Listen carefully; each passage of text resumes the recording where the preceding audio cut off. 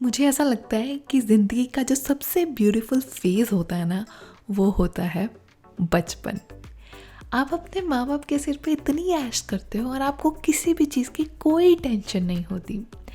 Tension शुरू होती है जब आप खुद माँ बाप बनते हो, और मैं उस फेज़ में आ चुकी हूँ। हेलो एवरीवन, आई होप आप सब लोग बहुत अच्छे होंगे। मैं कैसी हूँ? अगर मैं एक लाइन में सम अप करूँ ना, तो मैं बोलूँगी कि मेरी लाइफ बिल्कुल ही बदल गई है। और ये वो दिन है जहाँ से मेरी ज़िंदगी का नया फेज शुरू हुआ, विच इज़ मदरहुड। डेफिनेटली मैं बहुत ज़्यादा खुश थी मेंटली इमोशनली। बाबा जी ने इतनी प्यारी दात बख्शी। हाँ, फिज़िकली बहुत ज़्यादा पेन में थी, चला भी नहीं जा रहा था, लेकिन हॉस्पिटल में 2 दिन बिताने के बाद जब घर आई तो बहुत अच्छा लगा।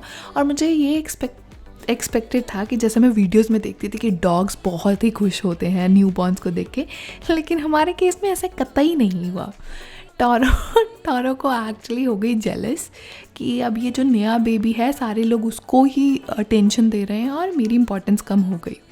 तो आज की डेट में जो कोई जय को उठाता है तो टॉरो उसके पास जाके पंजे मारता है और कहता है कि इसको हटाओ और मुझे लो। तो ये है जी हमारे टॉरो और जय का रिलेशन। एनीवेज, मदरहुड बहुत आसान नहीं है और मैं बोलूँगी बहुत मुश्किल है। जो इनिशियल का 1 महीना होता है ना, वो सबसे ज़्यादा मुश्किल होता है। अभी मेरी नॉर्मल डिलीवरी थी। हैट्स ऑफ टू वो वाली ममा जिनकी सी सेक्शन होते हैं। It's very tough. मैं आपको यही बोलूँगी कि अगर आप किसी भी न्यू मॉम से मिलने चाहते हो ना, तो बेबी से तो मिलते ही मिलते हो, बट उस माँ से ज़रूर बात करना, उससे ज़रूर पूछना कि वो कैसा फील कर रही है, बिकॉज़ ये फेज़ बहुत ही मुश्किल होता है। डिलीवरी और 9 मंथ्स का पीरियड बहुत ही आसान था इन कंपैरिजन। जब मैं प्रेग्नेंट थी तो मैं पढ़ती होती थी कि पोस्टपार्टम डिप्रेशन होता है, तो मुझे ऐसा लगता था मुझे और depression. But I was wrong, मुझे भी डिप्रेशन हुआ। खैर, इसमें मैं एक डिटेल्ड वीडियो बनाऊंगी। अब बहुत सारी चीज़ें होती हैं। आप नई माँ बनते हो, आपको चीज़ें नहीं पता होती। आपको ये लगता है कि बेबी आवाज़ें निकाल रहा है, बेबी ठीक तो है। आपको ये इंश्योर करना है उसको ठंड ना लग रही हो, गर्मी ना लग रही हो। आपको नर्स करना है, और नर्स करना भी आसान नहीं होता, बच्चे को नर्स करना नहीं आता। बहुत सारी चीज़ें होती है, और जब सब कुछ हो जाता है, आप बच्चे को दूध पिला देते हो, डकार भी बर्फ भी दिलवा देते हो, सब कुछ हो जाता है, तो बच्चा पार्टी कर देता है। तो इन शॉर्ट, आपकी पूरी रात आप जागते हो। रात के 4 बजे हो, 3 बजे हो, 2 बजे हो, 1 बजे हो, आप पूरी रात जाग के ही काटते हो। एंड उस टाइम पे आपकी बॉडी आपका साथ नहीं देती, आप मूव नहीं कर पाते, आपकी नींद पूरे नहीं होते, आपके हार्मोनल चेंजेस होते हैं, तो बहुत कुछ होता है। बहुत ही टफ पीरियड होता है। अब आप सब लोग ये सोच रहे होंगे कि नव्या कहाँ पे है। नव्या ने भी हेल्प करवाई पहले 2 हफ्ते, बट देन नव्या का ऑफिस शुरू हो गया, रेनोवेशंस जो ख़त्म नहीं हुई थी। तो फिर मैंने कहा मैंने तो उठना ही है नर्स करवाने, तो एटलीस्ट एक कोई जना तो रेस्ट करे। तो ये थी जी हमारी सिचुएशन। लेकिन जब सुबह होती थी तो मुझे थोड़ा अच्छा लगता था, क्योंकि सुबह होता था कि मैं एक बार इसको नर्स करवा के 1-1.5 घंटे के लिए मेरे मदर इन लॉ इसको संभाल लेंगे।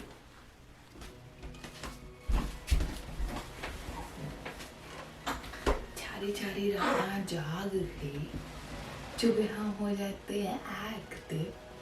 हम तो मामा को छूने नहीं देंगे, हम तो मामा को छूने नहीं देंगे। चलो भजन गाओ। अच्युतम केशवम कृष्ण दामोदरम, अच्युतम केशवम कृष्ण दामोदरम। और जो न्यू बॉर्न बेबी होते हैं ना, ये बहुत ही अलग अलग तरह की आवाज़ें निकालते हैं जब ये सोते हैं। हमें तो पता नहीं था, तो जब ये आवाज़ें निकाले हमें तो टेंशन हो गई, यार ये ठीक भी है। बट फिर हमने ऑनलाइन पढ़ा कि इनको ब्रीथ करना नहीं आता, तो इसलिए कभी एक गधे की, घोड़े की, पता नहीं किस किस की आवाज़ें निकालते हैं। और फिर आपको टेंशन होती है, यार इन्हें ठंड तो नहीं लग रही, इन्हें गर्मी तो नहीं लग रही, इन्हें ये तो नहीं हो रहा, इन्हें वो तो नहीं हो रहा। तो ये सब चलता रहता है।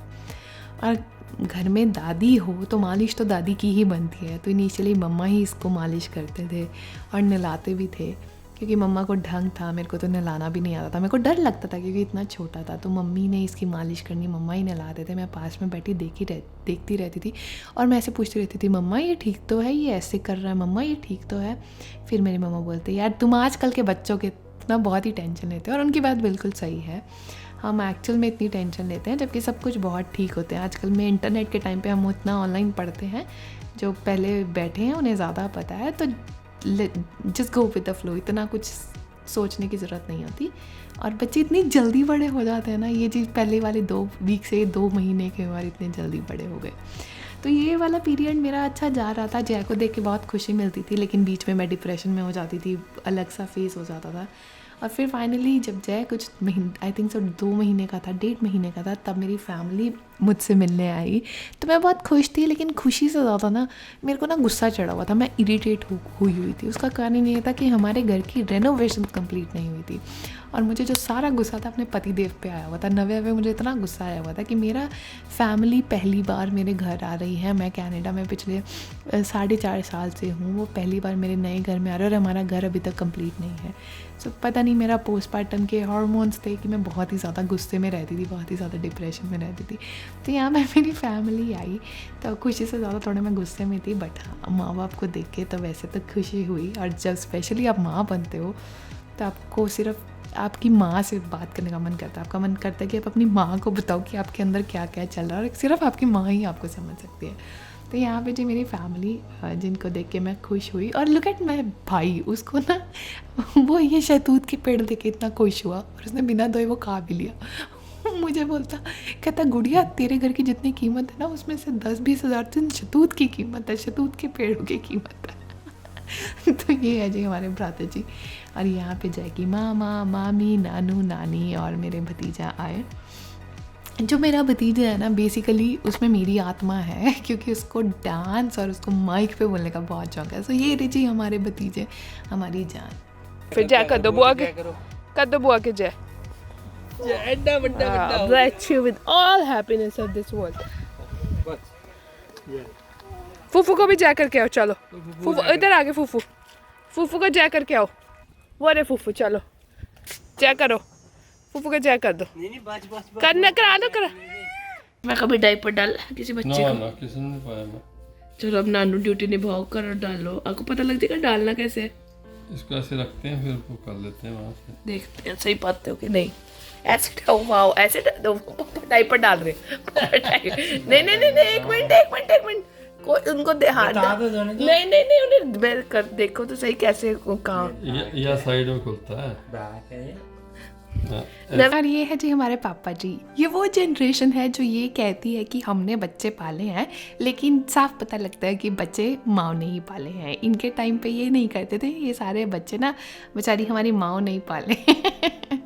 और आई थिंक मेरा सबसे फेवरेट टाइम यही था। मैं मम्मा पापा के साथ, मम्मा पापा मैं और जय जब शाम को वॉक करने जाते थे, एंड जब वो चले गए तो डेफिनेटली मैं और उदास हो गई, क्योंकि मुझे लगा था कि यार अभी तो आप आए और अभी आप चले भी गए। But then you know what, मैं वैंकूवर गई। इसकी वीडियो मैं बाद में डिटेल में डालूंगी। ओम ओम, अच्छा ये हैंड निकालो। अच्छा बोलो ओम, बोलो ओम।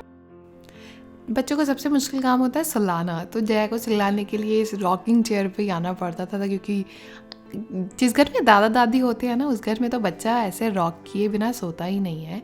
तो इसको भी सुलाने के लिए कभी दादी तबकियाँ दे के सुलाती, कभी मैं इसको ऐसे लेके सुलाती।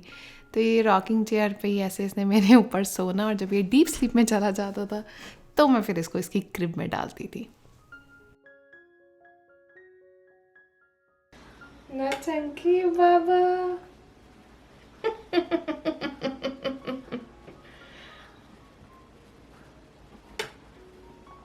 मस्ती कर रहे थे मामा के साथ, मस्ती कर रहे। और जब मेरे इनिशियल डेज थे ना, तो मैं सोचती होती थी यार ये कब बड़ा होगा, ताकि ये रात भर सोए, मुझे नींद आनी, मैं भी सो पाऊँ।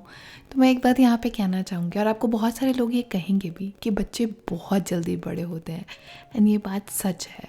इनिशियल के पहले 2 महीने बहुत मुश्किल लगेंगे, बट जब आप देखोगे ना कि यार ये तो इतनी जल्दी बड़े हो गए, तो मेरे साथ भी ऐसा हुआ। हाँ, एक चीज़ का मुझे मलाल ज़रूर है कि इसने लुक्स जो है वो पूरी अपने पापा की ली। तो मैं इसको छेड़ती हूँ कि 9 मंथ्स रखा मैंने, लेकिन लुक्स तूने अपने पूरे पापा की ली। तो अभी तक तो ये बिल्कुल अपने पापा जैसा लगता है। आई विश कि ये थोड़ा मेरे जैसा भी लगे, बट देखते हैं कि आगे कैसा जाता है। बट अगेन डजेंट मैटर पापा पे जाए मामा पे जाए, लेकिन हाँ संस्कार अच्छे होने चाहिए, जो हम अपनी तरफ से पूरी कोशिश करेंगे अच्छे संस्कार देने की। बट हाँ जी ये रहे ये रही हमारी ब्लेसिंग। और ये है हमारे टिटो बेबी की पहली स्नो। देख ला पुत्र, इथे रहना स्नोई सारा साल देखो कहेगा मंकी जी मंकी चुटू चुटू मंकी जी मंकी चुटू चुटू। जब पापा घर पे नहीं होते तो मम्मा बेबी को भी संभालती है। मम्मा सुबह उठ के अपना सारा काम कर लेती है और फिर मम्मा अपना यूट्यूब की वीडियोस भी बना लेती है, मम्मा वीडियोस भी एडिट करती है।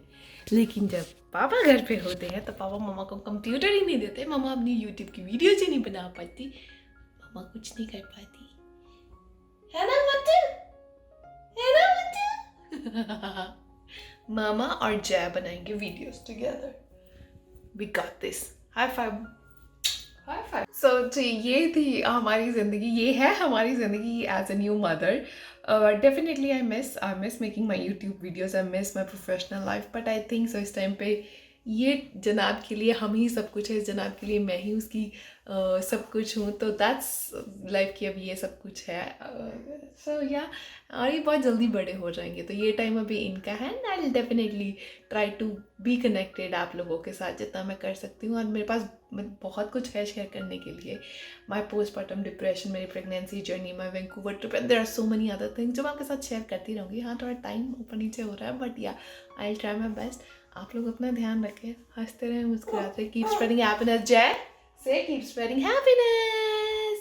ध्यान रखिए, हम जल्दी मिलेंगे। Take care, bye.